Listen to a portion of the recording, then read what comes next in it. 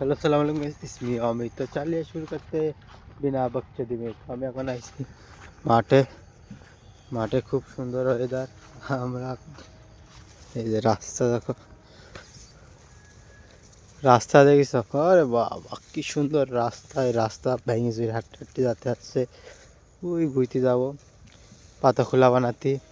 হ্যাঁ, আমাদের সাথেই থাকবেন, দেখবেন ভিডিও খুব সুন্দর হয়েছে। হ্যাঁ, এই বাগান ভেঙে ভেঙে যেতে হবে আমাদের পাতা খোলায়। তুই মাথা,